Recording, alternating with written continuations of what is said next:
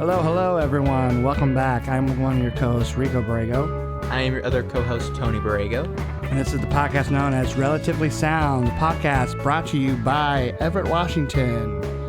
Yes, this is the first episode in the history of our podcast where Tony and I are recording the episode in the same state, in the same town, and in the same room. I made my yearly trip back home to see my family, and Tony and I thought, well, now that we're doing a podcast, wouldn't it not be perfect to record a handful of episodes in person, like a lot of podcasts do? So, for this episode and probably the next couple of episodes, we are going to be recording them in person. So, apologies if the audio sounds a little different than past episodes. We have a totally different setup than we normally do, so apologies if it sounds off in any way. But yeah, so let's get into it. Today's episode, we are doing our album for album series for this month, and we are starting off with Tony's suggestion for this month, and it is the album Holy Bible by the band Manic Street Preachers. Now, their band, I knew their name, never heard their music before. Really had no idea what they sounded like. So a perfect suggestion from Tony in that sense. But why don't you explain why I picked the album and your history with the band? So for me, I don't really know how I got into the band. I think it was just one of those cases of watching some songs on YouTube, kind of getting into some more underground, not like punk bands. I'm not like a punk guy, but just some more underground bands. And then these guys showed up, which I know they have, like not a cult following, but they have a lot of like diehard fans to my understanding. And I heard a song from the Holy Bible and I loved it. And quickly I found the rest of the album and enjoyed it. Saw a lot of great live performances. And I will say that I am not too familiar with the rest of the band's discography. I do know like a good amount of songs, like maybe like 20 songs of theirs otherwise, which I guess isn't that much, but so even me, I'm still trying to listen to them more sometimes. But this is just an album that, at least as like a musician, really moved me.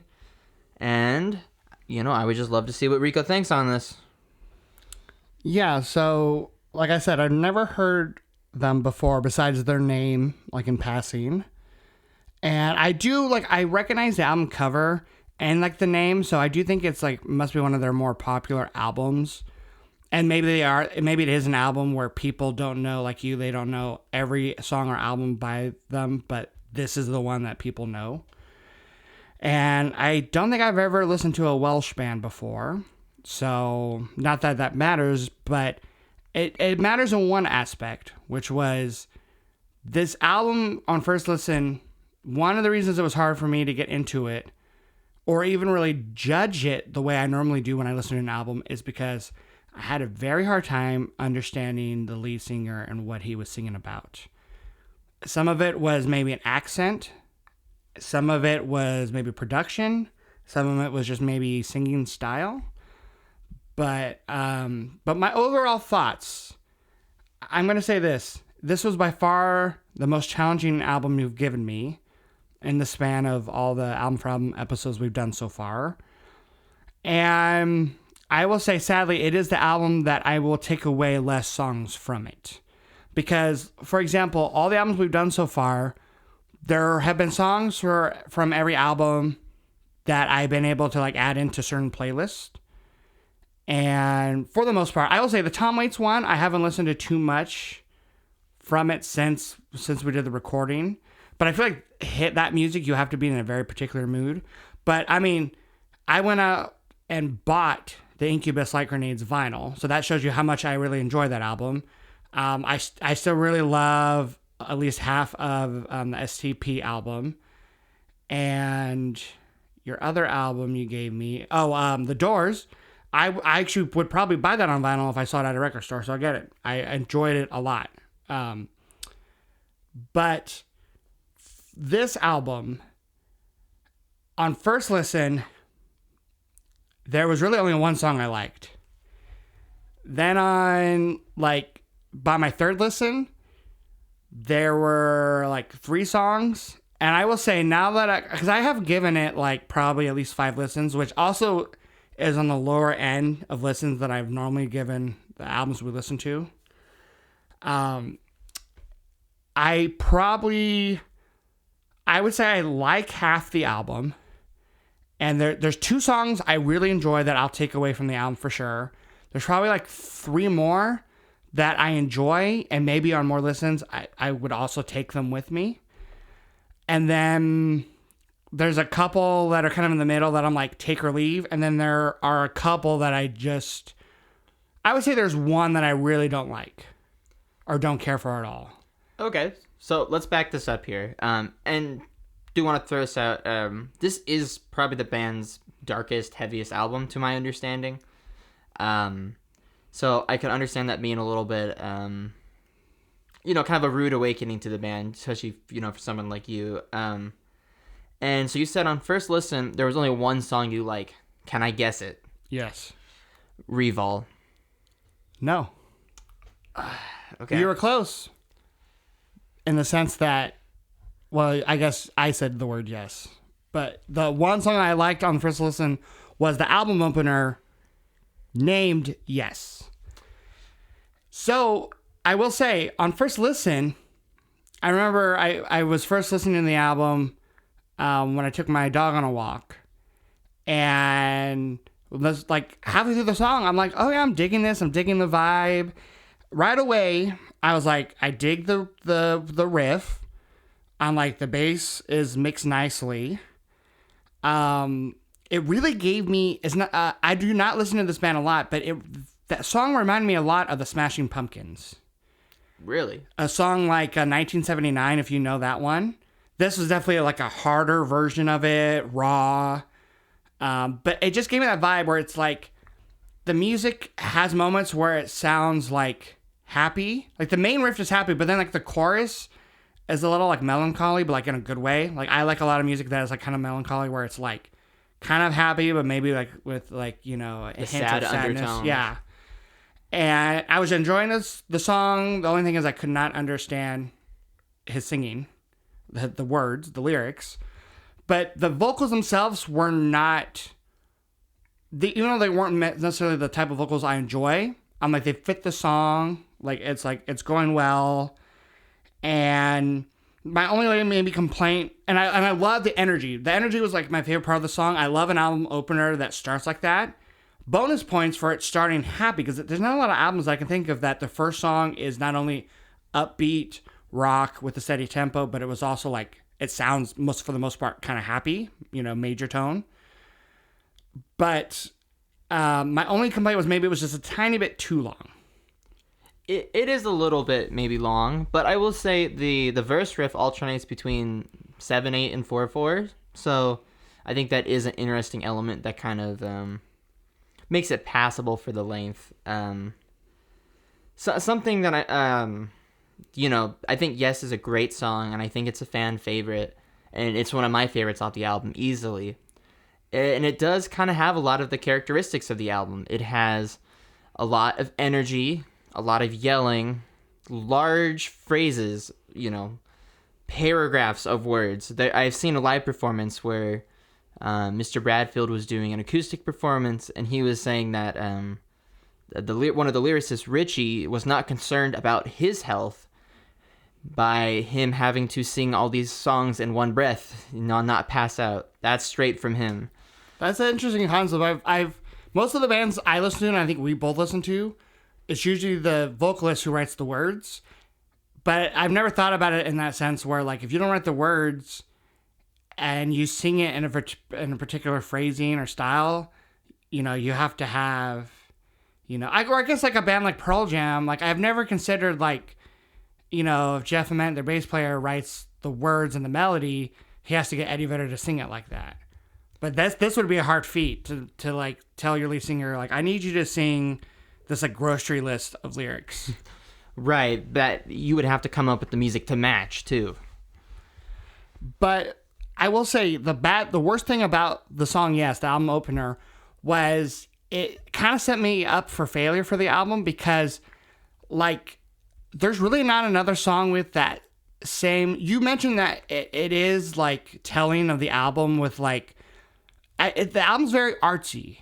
There's like almost every song has like different sections. Like almost every song has like a pre-chorus. Some of them I couldn't even figure out the structure. Like some of it was like, no, that's the chorus.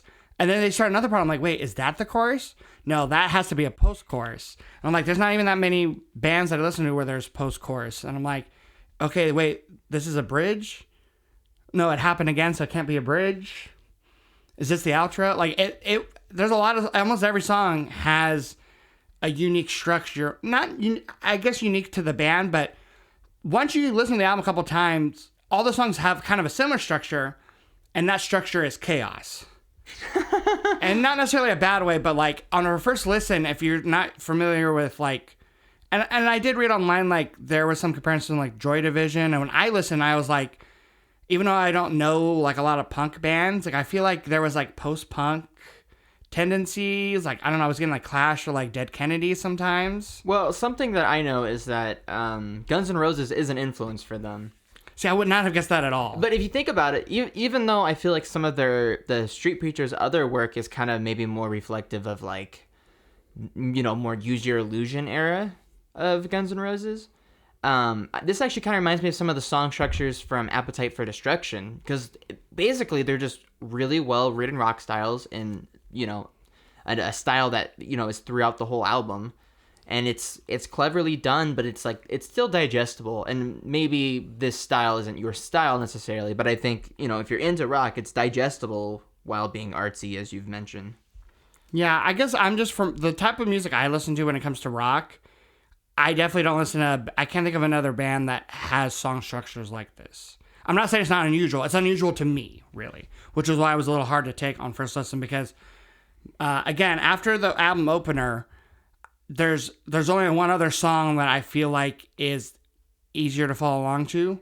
So the other song that I really enjoyed, and I might actually like it more than Yes. Oh. I think on first listen, I was, by near the end of the album, I was running out of steam. But when I like actually sat down and gave all the songs a proper listen, my other favorite was This Is Yesterday. Which, I mean, are you surprised? I'm not surprised. I assumed that was going to be one of the ones that you enjoyed more. But you tell them, why are you not surprised that was my other favorite? So it's the least heaviest song on the album. That's a good starter, considering it's a pretty heavy rock album. So one that's taken down a notch will be nice. The lyrics are definitely more sparing and probably maybe the most relatable on the album, I guess I would say. And it's got, you know, pretty guitar picking. It's in an open tuning. But I already know what you're going to say, though. And I agree with this statement. The vocal effect on it kind of dampens the song. But you know what? I didn't actually even put that on my notes for this song. There's another song on the album. Let's see if I can pull up my notes. There's another song where I thought the effect on the vocals... Oh, Revol. That's the song where I thought the effects they put on his vocals were terrible. And I will say this, I'm very picky when it comes to lead singers. I usually do not like any type of effects. Like I did not like the effect they put on Brandon Flowers' voice for the Killers' first album, Hot Fuss. I don't like it when like singers use like a megaphone to sing like a song really that much. What were you gonna say? You're targeting Scott. No. Bono did it for a couple songs too. Michael Stipe did it for live performances of Orange Crush. Like I was never a fan of that.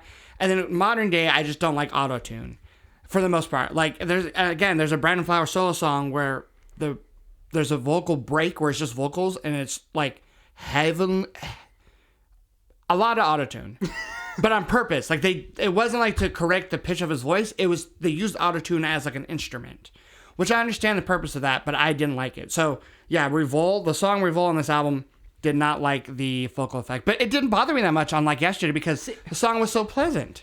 But I feel like Revol, it's more fitting and stuff because it's like a rock song and it's kind of fun. I mean, I don't really know what the lyrics are about, but it's like, it's a fun energy. I think the way my favorite song on the album vocally is for sure This Is Yesterday, because like my problem halfway through the album, maybe not even halfway through, maybe like 3 songs in, was his voice sometimes is just too whiny, too yelly, too aggressive for me. Too whiny. Yeah. I don't know. There's, let's see, what song is it? I think I said pre-chorus of the song of Walking Abortion, I thought the vocals were whiny. And I said pre-chorus again. I might be talking about the verse. I don't know, because, again, my notes are really jumbled because the song structures are way more bigger than I tend to listen to. But you see, that was a song where, I think Which about one? the ending of Walking Abortion. oh, okay. That ending yell he does, where they put that distortion on it, it's just that high note. It's so powerful. And he does it live, too, and it sounds great. I did put on my notes for the song of Walking Abortion, I said, outro is cool, vocal melody is catchy, and I like the call and response with the guitars. So yeah, I agree with you to some degree, but like in the earlier parts of that song, I didn't like his vocals. So he was hit or miss for me as a vocalist. He was hit and miss, I will say. But vocals will not usually make me dislike a song or album just because of the vocals. I listen to Bob Dylan and enjoy it. I listen to people like Petty and Bruce Springsteen, vocalists where people might find them annoying. Neil Young even maybe. So that doesn't always bother me like it does other people. But it just, the only song I really feel like it played to its advantage, his vocals, was like This Is Yesterday, and then I also feel like Yes, too. The song Yes, it was fitting. And there are other songs where there are songs where the vocals bother me a little bit, but then there were songs where the vocals I didn't pay too much attention to because they didn't either bother me or they didn't make me like compliment them. So that's kind of how it was. But those were the only 2 songs on like by my third listen that I was like enjoying, I will say, which is really strange. Because so far, us doing these album swaps, I've usually by a second listen or third listen enjoy at least half the album. So I was afraid this whole episode was just gonna be me kind of shitting on the album. Okay, but even starting with your first listen, only really liking 1 or 2 songs, those are good picks. I feel like Yes is a staple song of the band, and I'm pretty sure This Is Yesterday is also really well received. I mean, it's a tender song. And I feel like that one's hard to like dislike. I feel like it's pretty acceptable. But I mean, can you okay? Which songs do you think I like hated on first listen, or just pleasantly, or not pleasantly, the opposite? I was unpleasant with. Well, okay. I think your least favorite is also going to be my least favorite, and part of it is because of the length. The Intense Humming of Evil. Yes, that song, which that is the name, The Intense Humming of Evil. My least favorite. Well, one thing we totally skipped so far, which is on this album, it's kind of a concept album, and not only like what the songs are written about, which is like kind of, I feel like the album is either about, half of it is about politics, and then half of it and about like rebelling and stuff, and then the other half of it is like about like self-abuse, anorexia, someone's own suffering. But there is a third half. Which is what? It's The Intense Humming of Evil and Mausoleum were written after the band took a visit to a concentration camp. Okay, yeah, see, I did not do as much album research this week as I normally do. Those are dark songs, and there is a lot of history to the album and what went into it. Well, yeah, if the song's titled The Intense Humming of Evil, and you tell me it's about a concentration camp, I totally can oh yeah, I understand. Like, it makes the title of the track more acceptable. And to be fair, I had no issue with what any of the songs were about. I'm not someone that like gets offended or anything, and I didn't really have an issue with the lyric. Like the problem was, I had a hard time understanding any of the lyrics. The only song, or I felt the lyrics were like, I wish they were different, was Yes. Because like Yes is the one song that I would put on a playlist and play out loud. And you could probably get away with it because no one knows what he's saying. But there are so many phrases and words in that song that I'm not going to repeat here on the podcast even though this podcast isn't family friendly, our mom and grandmother listen to the show, and I just, you know, and there's even a couple words in Yes that are words that I don't use in my everyday language. Not not like slurs or anything like that type of bad, like, you know, but just vulgar language that some of it I don't even use. So, but there are some good lyrics in there. I think my favorite from there is "This heaven and hell smells the same." I think that's kind of the standout line for me. But there's a lot of good lines sprinkled throughout, and in the other songs too. Yeah, like I like the lyrics a lot in This Is Yesterday, and I actually appreciate the lyrics in a song like "She Is Suffering," and then I don't know even how you pronounce it. The song, the 7 Pound song one. 4 stone, 7 pounds. 4 stone. Okay, I did look up that because I was curious. Isn't that like the scientific weight, like that minimum weight someone can be without like dying? Because that song is about like anorexia and stuff. Right. And again, I appreciate those lyrics in some way. Like even though I can't relate to them, because I'm actually like the opposite of being anorexic, but you know, again, a song like Yes. Those lyrics are just like, I have no idea. Like that's actually one of the only songs on here where I had no idea what the lyrics were about. Do you know what they're about or no? You know, I'm trying to think, and I don't think I actually do. Well, actually, I know I do. It's about like prostitution.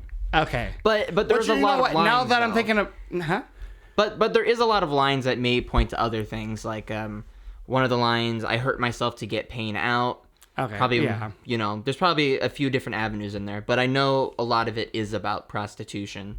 Yeah. So, but again, going back to the song, "The Intense Humming of Evil," no issue with the lyrics, but the one thing that we failed to mention was this album is a concept not only with the lyrics, but I would say almost all the songs, except for maybe 1 or 2, have audio clips sprinkled within the songs. Most of them begin the song with an audio clip from a movie, a radio broadcast, a TV show, and for the most part, it seemed like the audio that you can hear in the song is indicative of like the themes of the song. Yes, totally. I'm glad you noticed that, and well, it's hard not to notice. Well, I mean, it's not hard not to notice the actual audio, but yeah, but the connection. Yeah. So, for example, that first song, Yes, with about prostitution, the like the audio clip is like, "Oh, this one here, you can buy her," and to me, it's kind of hard to hear it and stuff, you know. So that makes sense. And then the audio clip before 4 stone 7 pound is like, sounds like a girl like saying, "Oh, I don't eat enough to live, but I eat too much to die." So there's a lot of very forward themes here. Yeah, and I have no issue with the audio clips for the most part, only because they fit the theme of the album, the songs themselves. And I love a good concept album, for sure. I think this is a loose concept album, like, because I feel like not every song has, the songs themselves don't fit with one another all the time, but the songs for sure have themes within them, for sure, which I appreciate. The songs aren't just like about, you know, nothing, or, you know, or like, or so vague that there's nothing going. Or like the typical, like, you know, if you listen to like a pop or even a rock album, it's like half the songs are about relationships. Like this is really about either, again, I feel like issues about society or government, or someone's own issues with themselves, which I appreciate. But like on the song, "The Intense Humming of Evil," it's just like you said, it's too long.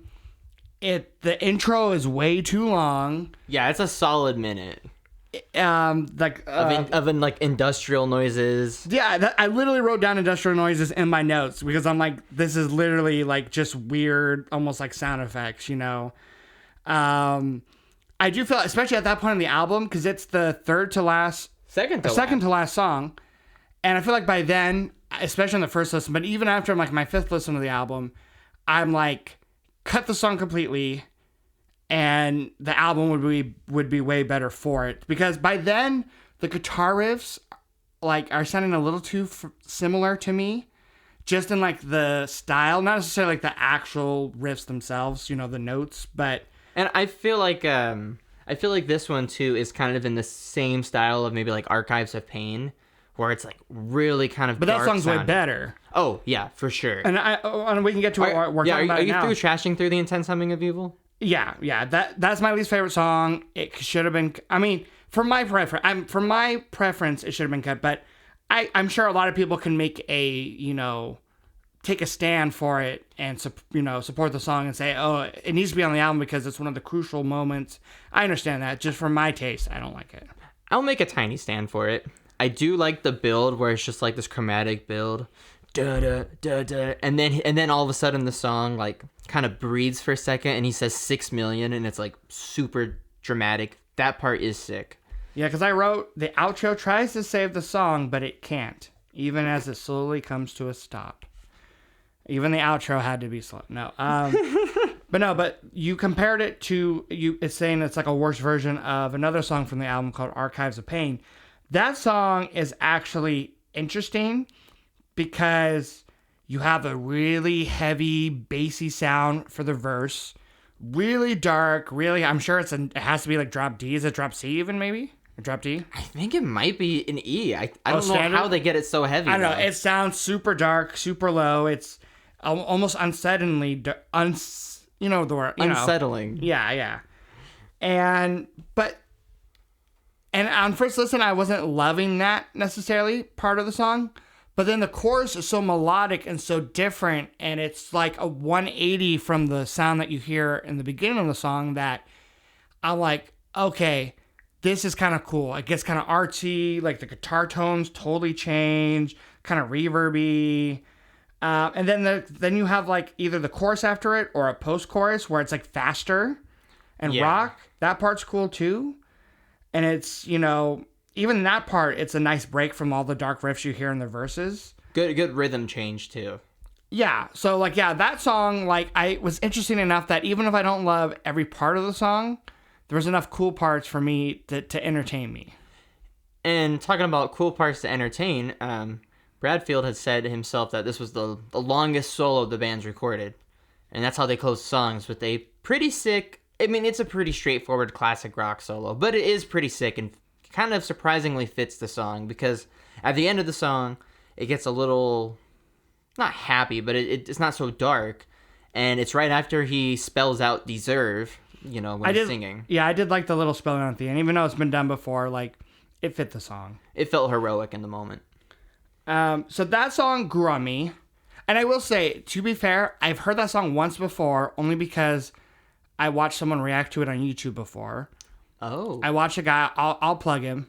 Not that he'll hear it or anyone else will hear it or care, but his name is David Heretic, and he does reactions on YouTube. He's a musician, which is why I find his reactions to be really genuine and interesting. And he reacted to the song Archives of Pain. I've never hearing the band before. And he's a bass player. He loved the opening bass riff. He loved how dark it was. He loved the break in the chorus, the way it changes. He loved everything about it, but he hated the lead singer's voice. To the point where he almost couldn't finish this. And he was like, it was such a shame because he's like, I was going to give it a 8 out of 10, but he ended up giving it like a 6 or something because he disliked the vocalist that much. I definitely, I understand where he was coming from. And I also don't love the lead singer's vocals, but it did not affect the song for me that much. And I think in that song, he does sing it in a few different voices, which is, which I think does add some variety. But I guess it's not my favorite vocal performance, but it's still awesome. Yeah, so Archives of Pain was a grower. Another song I would say was a grower is the song of Walking Abortion. Oh, you ended up liking that one? Yeah, because my problem with the song was, again, it was kind of like Archives of Pain where, in the verses, the bass, was just kind of sounding dissident with, the guitars. Not dissident. I used the wrong word. What's dissonant? The word? Yeah. Maybe I said the right word. I think you did. Yeah, it just, something was not, meshing for me in that song. But the chorus is super catchy.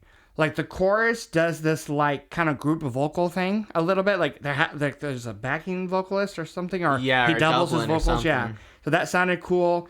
The bass, in the one part in the chorus, the bass, where you can really hear it in the mix, and it's doing, this kind of walk down thing. Or maybe not walk down, but it's, it's just doing root notes. But I love sometimes when the bass is just mixed kind of lonely, especially after like a busy chorus or something, and it just sounds really clear. Like I love that part in the song. Yeah. And like again, like the lyrics didn't bother me or anything. Like they were fitting of the song, and that song also gave me more kind of punk like roots. I was actually gonna ask you about that because so far you haven't. The ones that you ended up liking weren't really the punk ones, and I would say that you can group the punk ones together. So I would say Faster, Revol, and PCP are kind of like the punk ones, and I'm just gonna go forth and say, because you already know it, Faster is my favorite of the punk ones. I really like that song. It is maybe a little more lightweight in its composition, but that was one that I personally really liked. So were there any standout of the punk ones for you?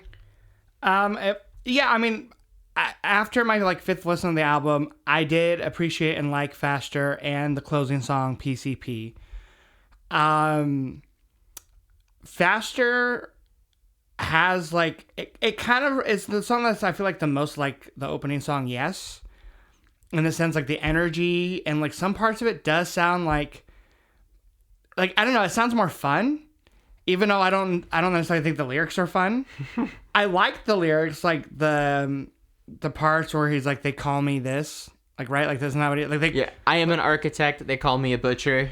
Yeah, like I like it when lyricist takes kind of like a phrase and repeats it over and over, but changes certain words. Like I actually like when lead singers or lyricists do that.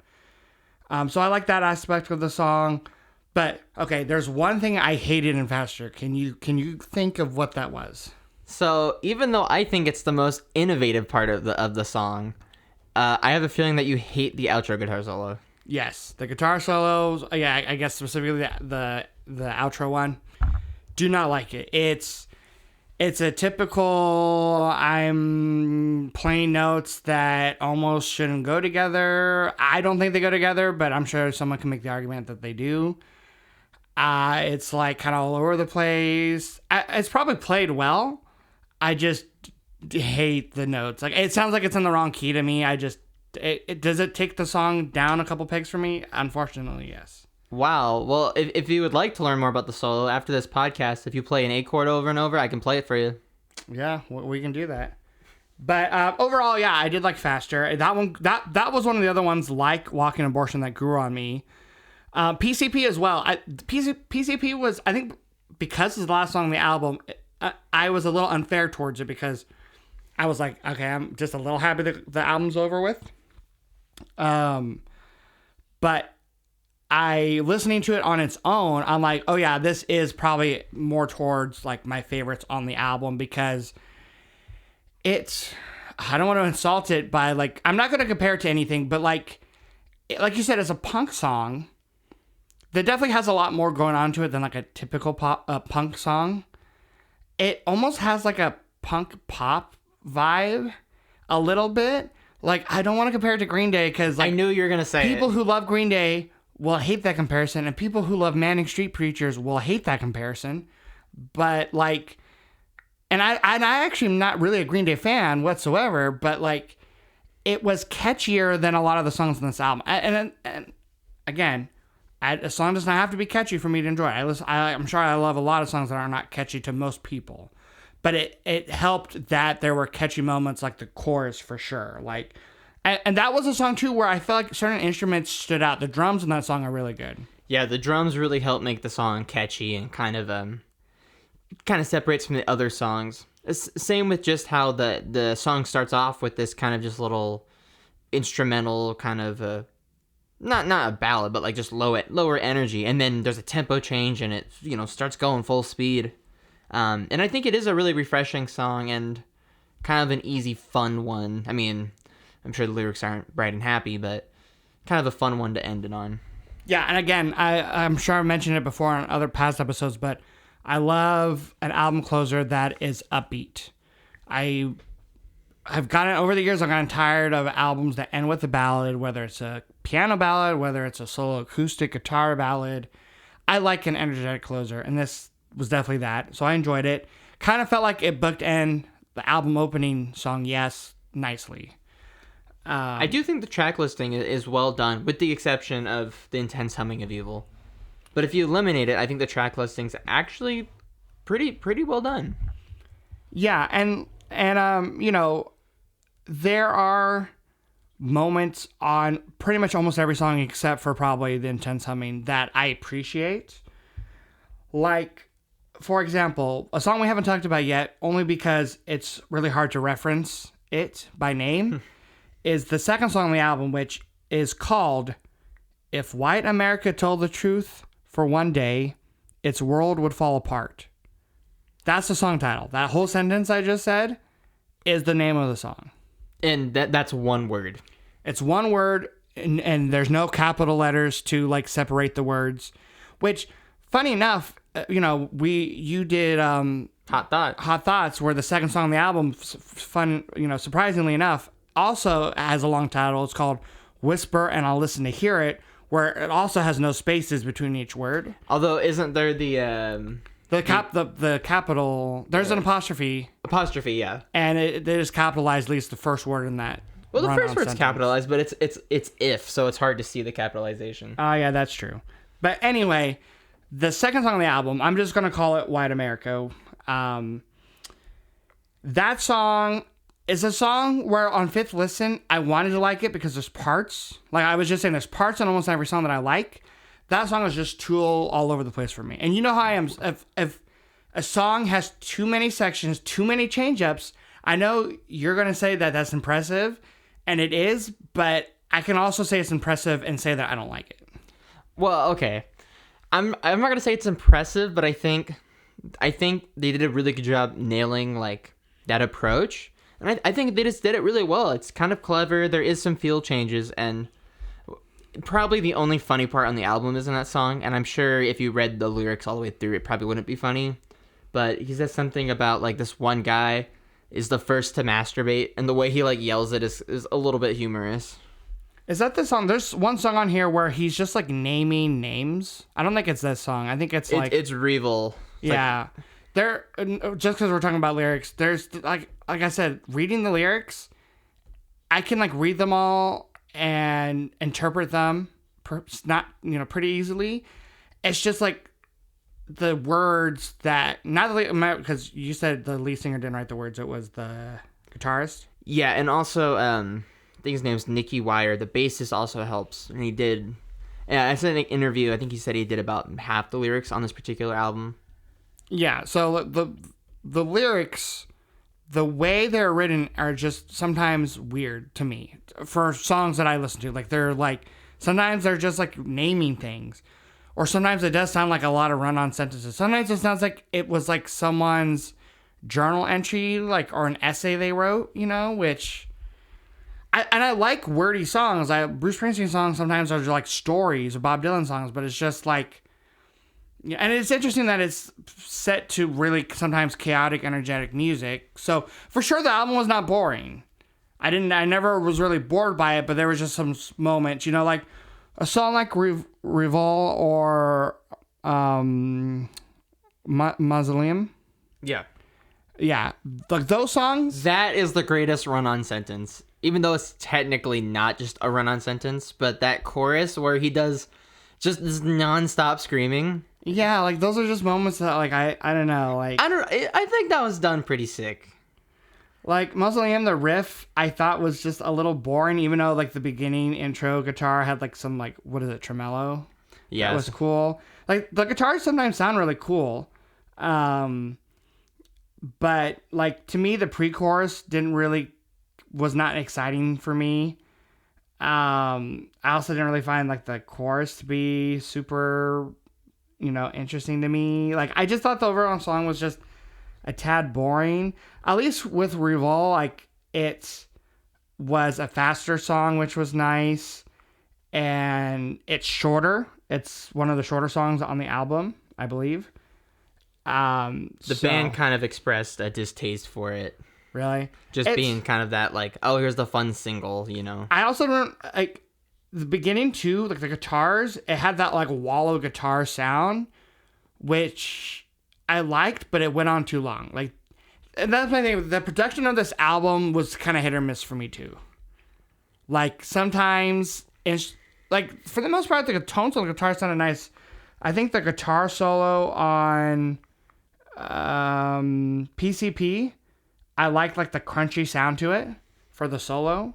Yeah. And like most of the guitar sounded nice. It's just like there were some songs where like I didn't hear like the bass, like either the bass was like the main part of the song, like in like Archives of Pain. And then there's other songs where like the bass didn't leave a lasting impression on me. Not that the bass part was probably boring or anything. I just like I don't know like, and like again sometimes the vocal effects on the voice was a little much for me. Like That's probably my biggest thing. I do like the production on the album. I think it's a unique sounding album, and it's very, very consistent throughout. But like my least favorite part of the production, other than probably the industrial noises and the intense humming of Evil, would definitely just be the vocal effect on This Is Yesterday. It kind of kills the song for me a bit. Now, there is a song I wanted to talk to you about because I thought it'd be one that you would have liked right off the bat, being Die in the Summertime, which is arguably the simplest song on the album as far as structure goes. But it's got a strong, solid chorus. It has, a cool vibe for the verse.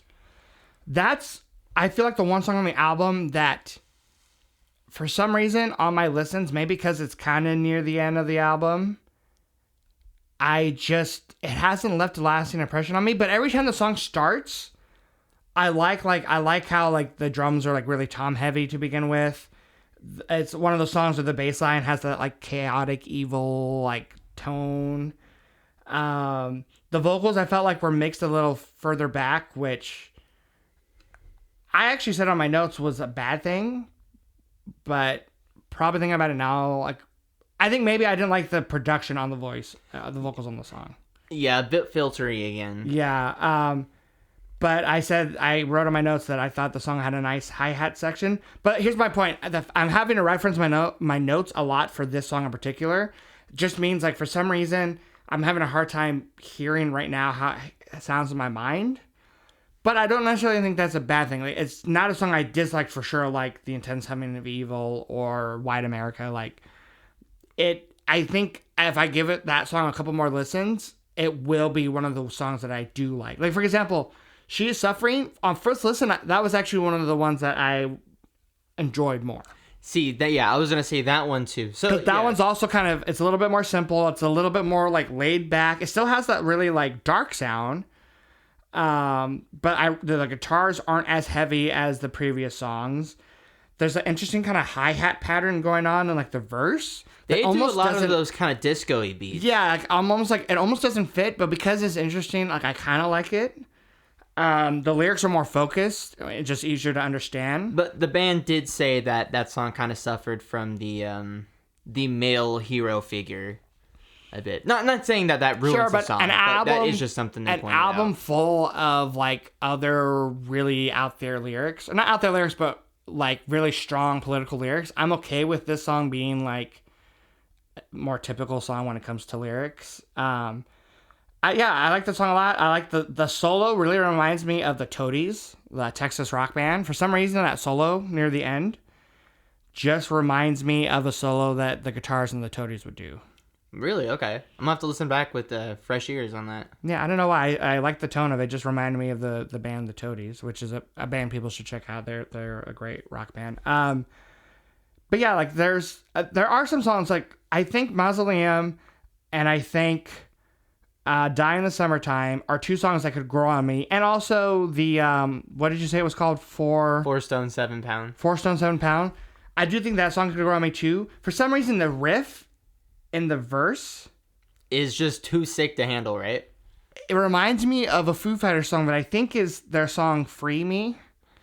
It has, I don't know if it's that song. I don't even know if it's a Foo Fighters song, but the first time I heard it, I was like, oh, this really reminds me of another song, the riff itself. And I think it's Free Me by the Foo Fighters. There's a part in Free Me where it like really gets heavy. For a Foo Fighters song, it gets pretty heavy and it gets pretty rocking. And it reminds me of that. I'll play it for you after and we can compare. But yeah, so, but that song particularly too has a lot of dynamics, which I thought were cool. And I wrote down that I thought it was the most like kind of artsy songwriting and production of throughout the whole album, which I appreciated. I would agree with you on that. And what's kind of cool is even though, we're saying it's like the artsiest on the album and dynamic, there's actually a really cool performance, acoustic performance of it, where the bassist also plays along.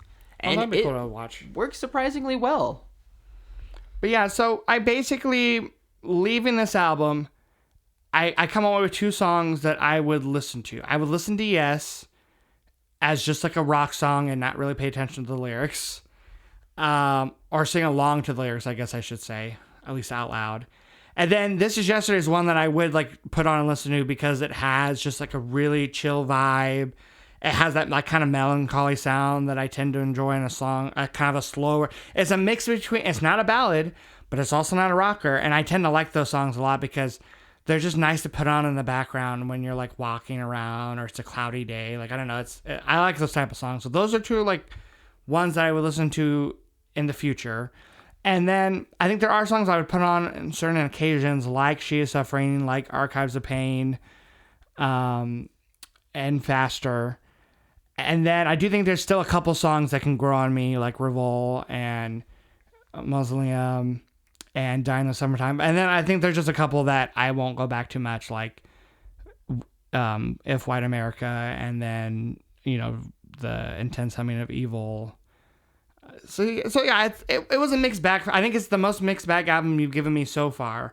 I totally see why you like it because it's an album where especially if you're a musician, but even if you're not, there's no way you can listen to it and think it's boring. You're going to have an opinion on it one way or another. You're either going to say that was one of the cooler sounding albums I've ever heard, or you're going to say, wow, that was way too much. And I think on the first couple listens, that was me, way too much.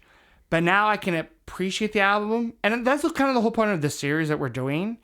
We're not trying to get the other person to like it. I think at bare minimum, or I guess the goal is like, we want the other person to listen to the album because we really enjoy it and we think there's aspects that we think the other person will enjoy. And at the very least, maybe you see why we enjoy the album. So, and in that sense, I appreciate it. But, I mean, what would you say to people giving this album their first listen? Like, prepare them for it. Well, I would say one of the biggest things is just, once again, prepare yourself to not understand what he's saying. Because there is a lot of words, and his accent is, I think it's kind of strong, but point being, though, prepare for that. Prepare for a dark album that is heavy, lots of yelling.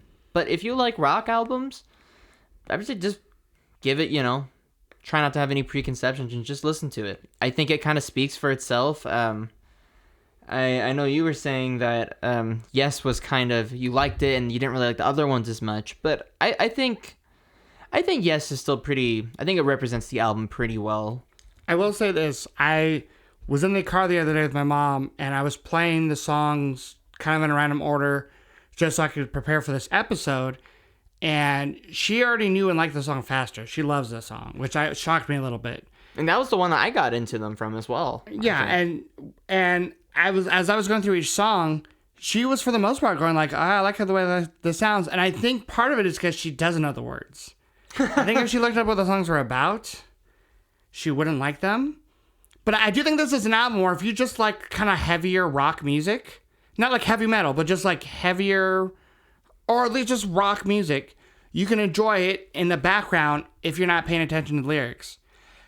But if you happen to be someone who likes lyrics with like deep, rich, dark themes, you'll also like it. But you have to kind of do one or the other, I feel like. Like you have, you know what I'm saying? And that's why some of the songs work for me and then some of them don't, Yeah, and like for me, like, I like the music. I like his guitar style. I love the energy. The energy is easily one of the best parts about the album. And for me, I kind of just pick and choose the lyrics that I like in here. And, I just kind of identify that with the song and whatnot. But definitely being on the music side, being on the musician side really helps. But yeah, I mean, I still, like I have with all the albums you give me, I appreciated it. And I still was able to take away at least a couple songs. And at least now I know what they sound like. I mean, I'm sure there's going to be people who are huge fans of this band who's going to say, you got to check out their earlier albums or their later albums. Like, there's going to be fans who like will say like, okay, don't just stop with this album. And I will be fair. I will never say I won't listen to this album again or I won't listen to them again. But and I would be curious to see what the other stuff sounds like. But, you know, I still, even if I don't listen to them again, like I'm glad I at least know a whole album from them. And I have an opinion, at least on some of their music. And let me just say this real quick too. This other songs I do know from them, some of them I really do enjoy, and I think some of them are perfect. They don't need anything changed. But sometimes, I mean, their first album hasn't aged well. It's got a lot of like, kind of like that cheesy late 80s rock production. But I think some of their songs have some kind of cheesy elements to it maybe that maybe don't hit me quite right. But I just feel like this album, they're really focused, you know, and they're on a mission. Granted, it's heavier, so it's maybe done a little more serious. But I do think that is a quality worth mentioning. Well said. So that was this week's episode, this week's album for album. We're going to be back next week with my suggestion, which is going to be Mute Math's album, Odd Soul. This album Tony gave a listen to. And we're going to also have, hopefully, one more surprise episode for this month. I won't give it away yet, but it should be fun. But until then, we hope everyone takes care, and we'll see you soon. Bye-bye.